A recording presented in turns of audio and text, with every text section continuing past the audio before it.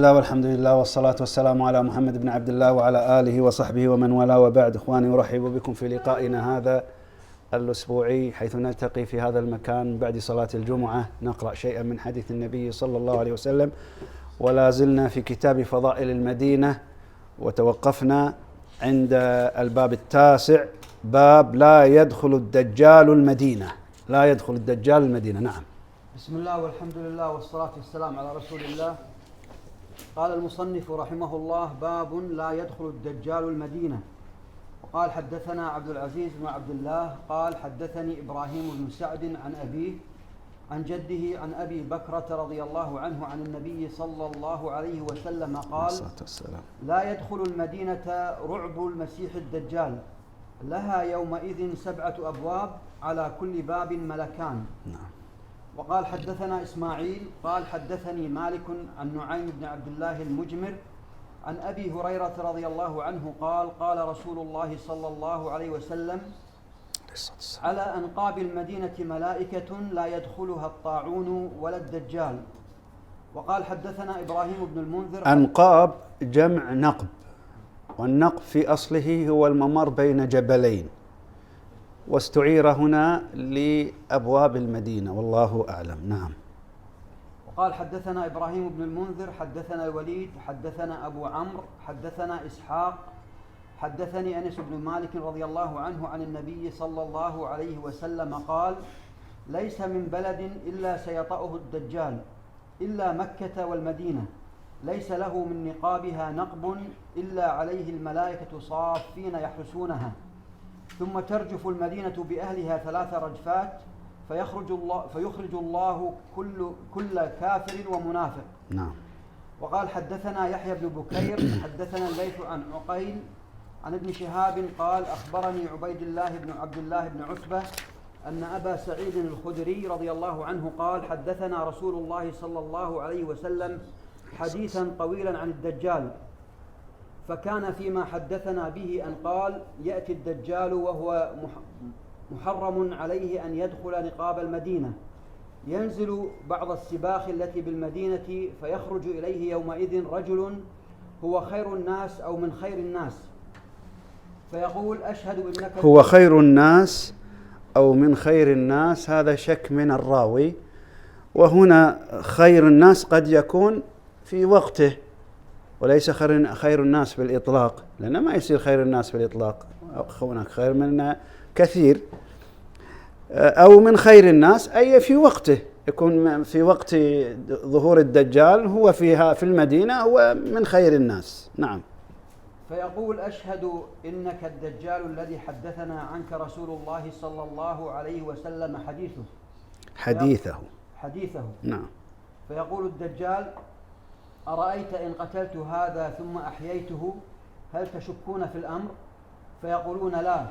فيقتله ثم يحييه، فيقول حين يحييه: والله، يقول يعني الشاب هذا: والله ما كنت قط أشد بصيرة مني اليوم.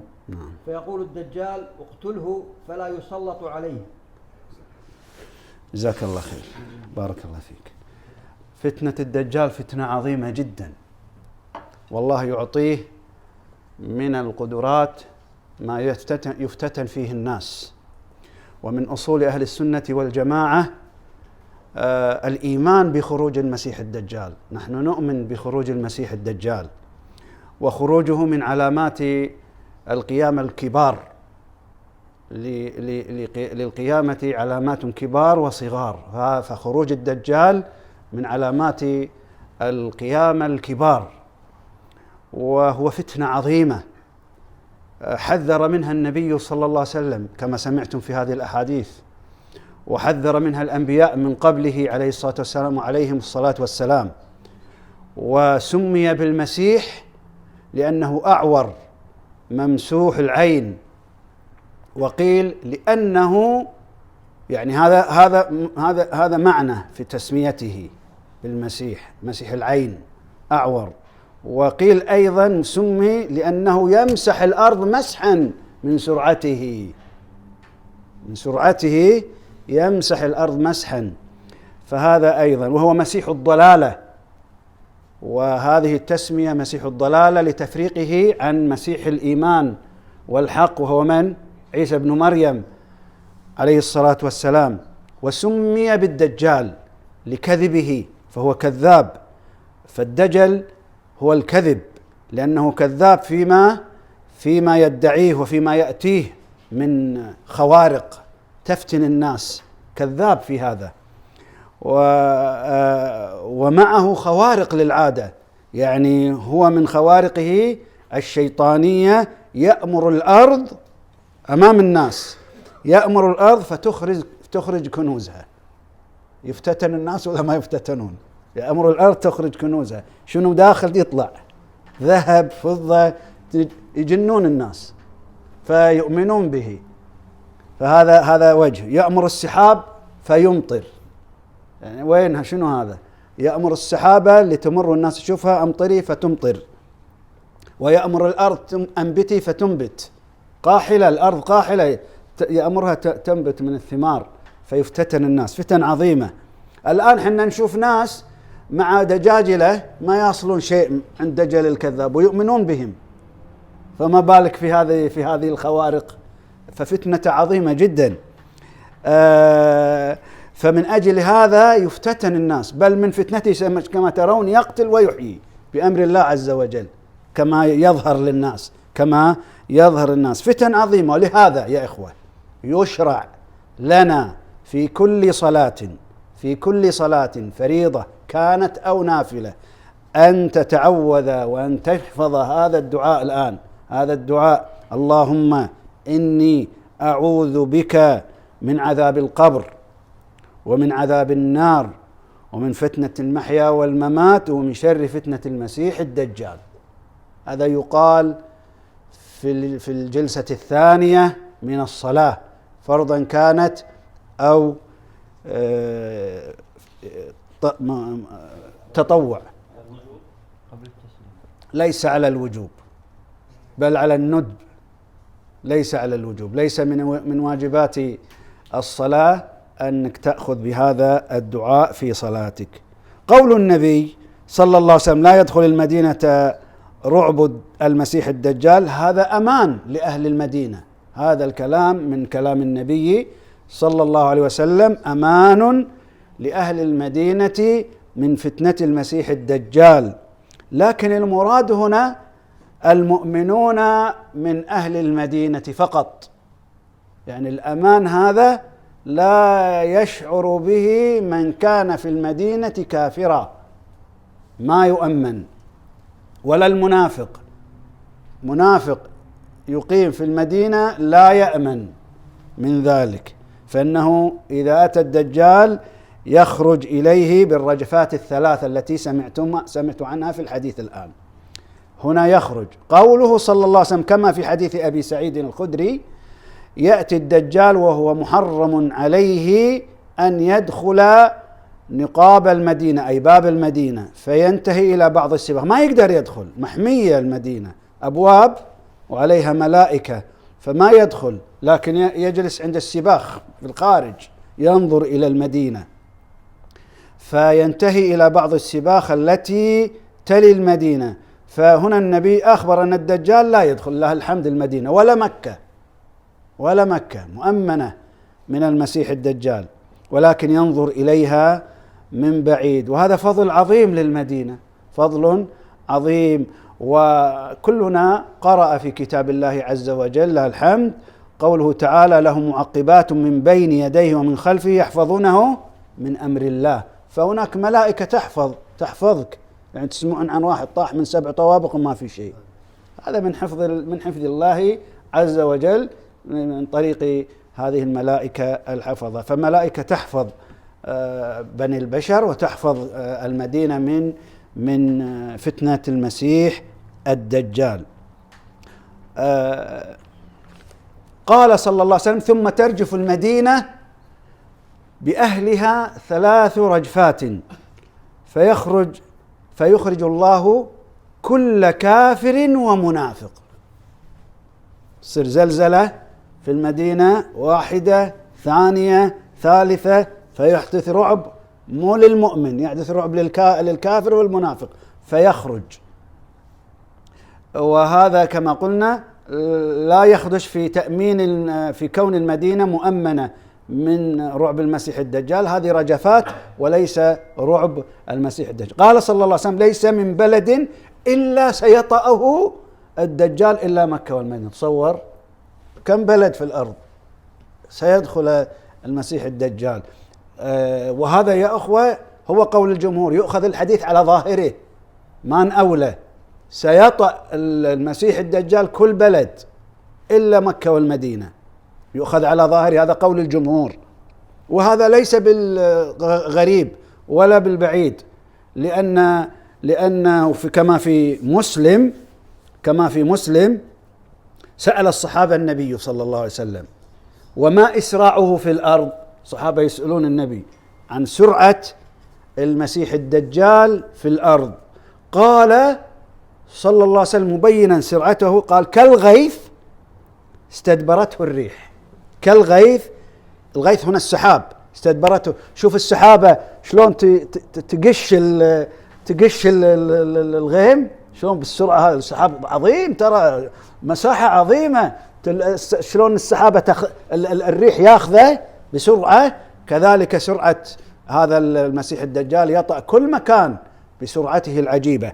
طبعا تعرفون أيامه 40 يوما، يوم كسنة، ويوم كشهر، ويوم كأسبوع، ويوم كسائر أيامنا. الصحابة ما قالوا كيف، وهذا منهج الصحابة هنا، ما قالوا كيف يا رسول الله، شلون يوم عن سنة، شلون هذا، ما فهمنا إياه، ما مو داخل عقل.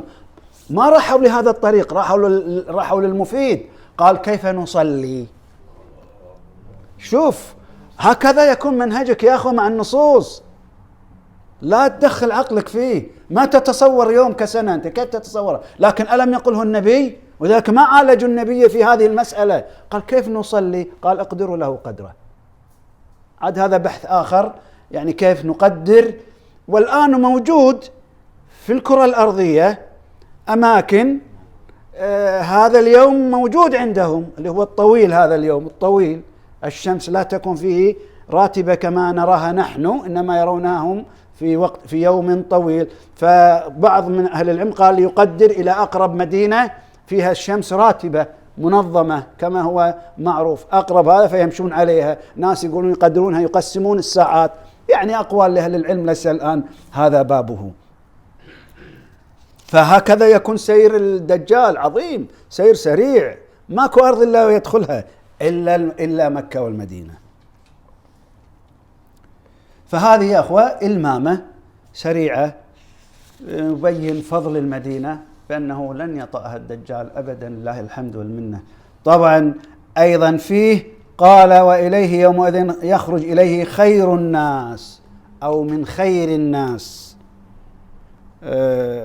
فيقول: أشهد أنك الدجال الذي حدثنا عنك رسول الله حديثه. فيقول الدجال للناس، الحين هذا موجود، يقول لهم: أرأيت إن قتلت هذا ثم هل تشكون في الأمر؟ يعني تشكون في أني أنا الله؟ لأن من فتنته أيضا أنه يقول أنا الله، ما يقول أول قال أنا نبي، أولا قال أنا بعد ثم قال أنا الله، بدليل سأقتل هذا أمامكم وأحييه الآن. فيقتله، شقه نصفين، وحتى يظهر للناس الذين أنه قد شق نصفين، يمر بين النصفين، هو يمر بين النصفين، ثم يحييه كما يرى الناس، ثم يقتله مرة ثانية، ثم يحييه، ثم يريد يقتل الثالثة فلا يستطيع. يعلق الشيخ ابن عثيمين يقول: في المرة الأولى والثانية فتنة عظيمة للناس، وفي المرة الثالثة إظهار عجز له، في نفس الوقت يقتله، لكن في الثالثة لا يستطيع، فيظهر عجز هذا المسيح الدجال. هذه إلمامة بهذا بشأن هذا. والشاهد أن من فضل المدينة أن هذا الدجال لا يدخل المدينة، وأن أهلها مستأمنون أو آمنون من فتنته. فضل عظيم للمدينة ومكة. نعم. الذي بعده. قال البخاري رحمه الله: باب المدينة تنفي الخبث. وقال حدثنا عمرو بن عباس حدثنا عبد الرحمن حدثنا سفيان عن محمد بن المنكدر عن جابر رضي الله عنه قال جاء أعرابي إلى النبي صلى الله عليه وسلم فبايعه على الإسلام فجاء من الغد محموما فقال أقلني يعني رد البيع، أنا بس بطلت، هذا معنى أقلني، أنا بطلت، أنا ما بالبيع، محموم، وهذا ما شفناه في أرضنا الآن، أنا أبى أخرج. نعم. فأبى 3 مرار. مرة الثانية ياله وأبى النبي يقبل منه، المرة الثالثة جاله وأبى النبي منه. نعم. فقال صلى الله عليه وسلم المدينة كالكير تنفي خبثها وتنصع طيبها. نعم. لكن خرج الثالثة ما قبل النبي فهو خرج، فترك، فالنبي قال المدينة تنفي خبثها، يعني هذه من الصور اللي المدينة فيها يعني تنفي الخبيث ممن فيها، فيخرج يذهب ما يجلس. طبعا الناس كانوا في زمن النبي عندما يبايعونه صلى الله عليه وسلم يأتون يهاجرون إلى المدينة، يجلس في المدينة، يترك أهله ويترك يعني شأنه هناك ويأتي يدخل، هذا أتى، فيبدو كانت مبايعته قبل أن يدعو النبي للمدينة أن تكون الحمى في الجحفة، فأصابته حمى المدينة فما صبر، فأراد أن النبي يقيله، فما النبي ما أعطاه لا الأولى ولا الثانية بدليل، فدل ذلك على أنك أيها الكافر في كفرك أنت على دينك، لكن إن دخلت الإسلام فلا تخرج منه إلا ردة، ما فيه، يعتبر مرتد والله أعلم، فلا تقال بيعتك. لذلك النبي ما قبل منه لا الأولى ولا الثانية ولا الثالثة، لأن الذي يدخل الإسلام ما يخرج منه. هذا فيه رد على الذين يقول ما في ردة في الإسلام، لا، حر الإنسان يدخل يخرج، لا، حر يبقى على دينه نعم، لكن أنا إذا دخل يخرج ملعب المسألة. النبي ما قبل من هذا الأعرابي لا المرة الأولى ولا الثانية ولا الثالثة فذهب، وذلك قال النبي صلى الله عليه وسلم المدينة كالكير تنفي خبثها، يعني هذا الفعل خبيث، فخرج بخبثه رادا على النبي بيعته.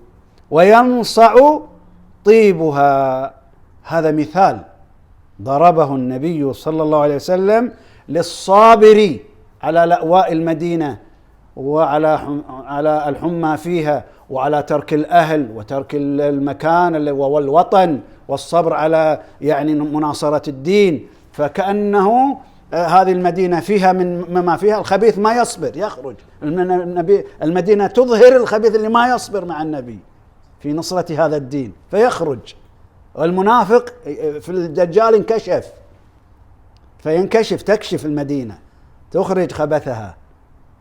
فهذا يعني طبعا قد يأتي سؤال هنا، هل هذا في كل زمان؟ أقول لا، الآن المدينة، هل نزعم الآن المدينة كل من فيها على طيب؟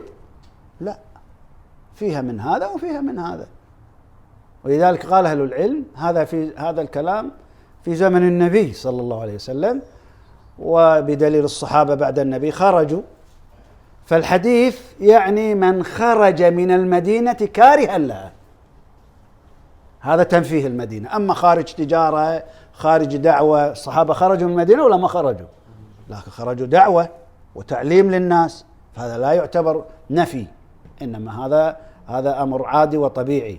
لكن الذي تنفيه المدينة هو الذي خرج كارها، وهذا الأعرابي خرج كارها للموضوع فنفته المدينة. هذا الفهم إن شاء الله الصحيح للحديث. وفهد نكتفي ولا فيه؟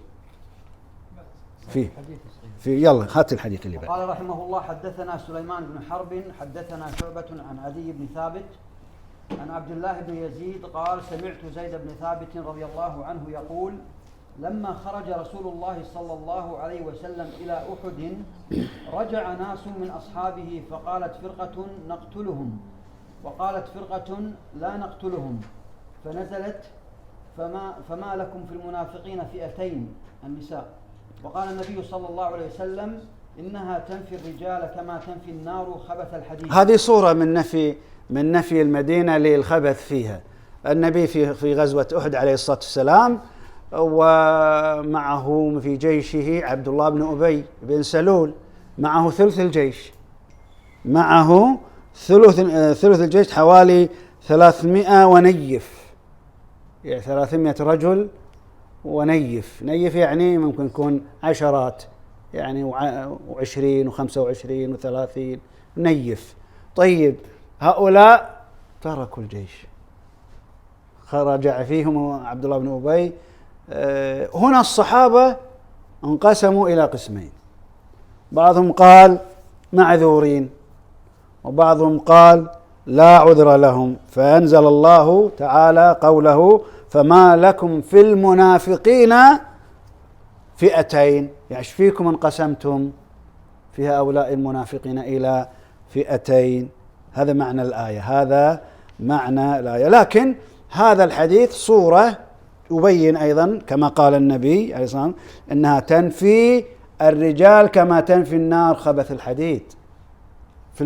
في المصاعب تبين المدينة منه اللي على الدين والطيب، فتنصع طيبها أو طيبها، يعني يظهر مثل العود لما تعرقه في العود على النار يطلع لك طيب، ويطلع وتنفي الكير، ينفي الخبيث، كان منافق كان كافر يخرج كارها للموضوع. فالآن النبي عليه الصلاة والسلام في المعركة ويترك ثلث الجيش، هذا نفاق. فهذا فعلق تعليق وقال النبي إنها تنفي الرجال كما تنفي النار خبث الحديد. أظن نكتفي هذا، وصلى الله على محمد وعلى آله وصحبه وسلم.